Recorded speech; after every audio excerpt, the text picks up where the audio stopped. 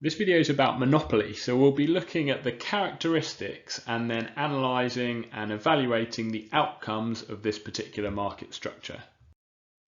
Monopoly is a market where there's only one firm that dominates the entire market, and this is the first and most significant characteristic really of monopoly markets. But there are a few others as well. So the monopolist will be a price maker, which means they decide on their own price, and this will be the price for the individual firm, for the monopolist, and the wider market as a whole, because that monopolist will be the market because they're the only firm operating in that market. There's also really high barriers to entry and exit in this market structure, and that's a key characteristic really, because it's what enables the monopolist to remain as a sole supplier, because it's so difficult for new firms to come and enter that market and to compete with the monopolist. It might be really high cost, and generally that's the case. The monopolist might have built up a really significant level of brand loyalty, so customers wouldn't even consider going to another business. So it's just so difficult for any new businesses to enter. And one of the characteristics of market structures that we look at a lot is the level of product differentiation. Now, the monopolist produces a unique product because there's no businesses in the market to rival and produce anything similar. And now these characteristics describe the theoretical extreme of what we'd call a pure monopoly. But in reality, actually, this is very unlikely. So we say that firms have some degree of monopoly power if they control over 25% of the market. So that might not sound like a lot compared to 100%, which would be the case in a pure monopoly. But when you think of the number of different firms and brands, even in markets which are quite concentrated, having a quarter of the market share is really quite a significant amount, and it will allow a firm to start to take some of the actions that we'd typically see in monopoly markets. So we can see here all the cost and revenue curves coming together on one diagram to show the outcomes in a monopoly market.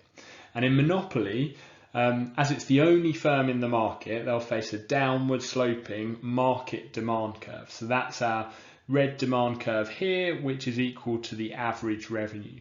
The marginal revenue curve is twice the steepness of the average revenue curve. The average cost curve is U-shaped, and the marginal cost curve here is the shape of a tick. So once you've got all of those curves together onto the diagram, you need to identify the profit maximizing output, which is shown at the point where marginal cost is equal to marginal revenue. So that's really critical. So we identify that output that the monopolist will produce at, and then we read up from there to find the price from the demand curve, which is the price at that output at which the market will clear. So the monopolist will charge price PM here, and it will produce output QM here. Now, once we've done that, we can read down and across to find the area of supernormal profit, going down from the price and the average revenue down to the average cost curve. And this rectangle here, made by that vertical difference, will show the area of supernormal profits. And the key difference between monopoly markets and some of our other market structures like perfect competition and monopolistic competition is that in those other market structures we've got a difference between short run and long run equilibrium. Whereas in monopoly markets we've got high barriers to entry, which means that new firms can't come in and compete away those supernormal profits. So supernormal profits remain even in the long run, and that means that there's no difference between short run and long run equilibrium in your monopoly market. So it's nice and easy. There's just one diagram that you need to draw, and that's this one here. Now, one of the main ways in which we evaluate our market structures is to look at the outcomes in terms of efficiency. So that's productive, allocative, and dynamic efficiency. Now, in monopoly, it's not likely to be productively efficient. And that is because the profit maximizing output of the monopolist we've seen is going to be at the point where marginal cost is equal to marginal revenue. And that is not necessarily going to be at the minimum average cost. So productive efficiency is achieved at the minimum point of that average cost curve, and you can see on our monopoly diagram that the output that the monopolist produces at is not necessarily at that minimum point of the average cost curve.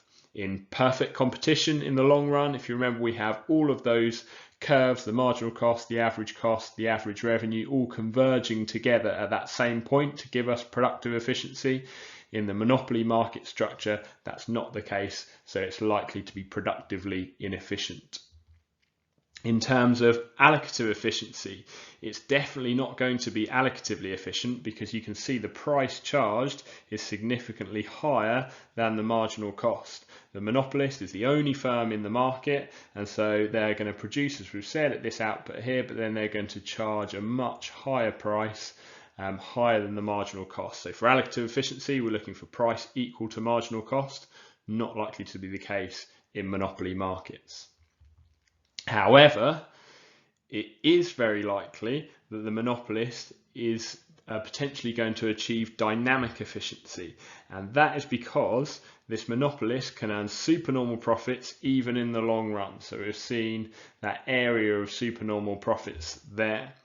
And that gives them the funds to invest in research and development, being innovative, and that means that they can make these improvements to efficiency over time that we need in order to achieve dynamic efficiency. So that's a really good piece of evaluation on monopoly, is you can say that it kind of depends on how the monopolist spends these supernormal profits. Do they go straight into the pockets of shareholders, in which case they're, even with those supernormal profits, unlikely to be dynamically efficient, or are they invested in this way to improve efficiency, in which case dynamic efficiency is much more possible. As well as these efficiency considerations, some further evaluation that you can do about monopoly markets is to look at the impact on the consumer.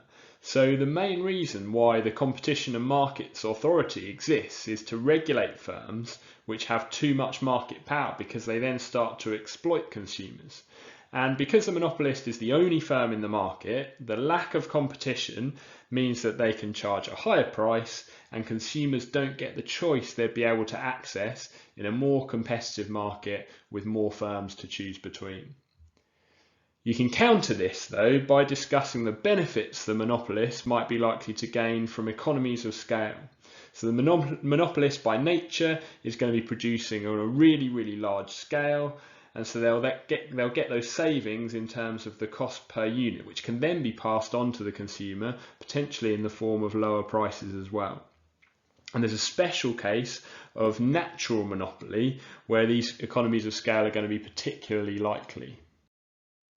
So natural monopolies happen in industries where there are extremely high fixed costs, and this is often the case where the construction of networks is really crucial to the operation of the firm. So think about phone companies, broadband networks, rail providers where the infrastructure and the track is really important. And this means that the firm continues benefiting from economies of scale even at really, really high levels of output. And so you can see the difference on the diagram is that the average cost curve takes more of an L-shaped rather than the U-shaped average cost curve that we're used to. And the marginal cost curve as a result of this remains below that average cost curve across all of those levels of output. This is because you don't get those diseconomies of scale starting to dominate the economies of scale and dragging up that average cost curve. So in this case, it might actually be more sensible or even necessary for there to be only one, or certainly no more than a few firms operating in these particular markets. Now, the profit maximizing output you can see in the diagram is still going to remain at the level where marginal cost is equal to marginal revenue. So very often in these markets, you need regulation and for the government to get involved in order to try and take the natural monopolist to a higher and more efficient level of output. and push them further along down this average revenue curve and further along the quantity of output on that axis. And you can see this in the real world actually. For example, with train lines, very often they have a mix of public and private ownership to try and gain some of the benefits of those natural monopolies.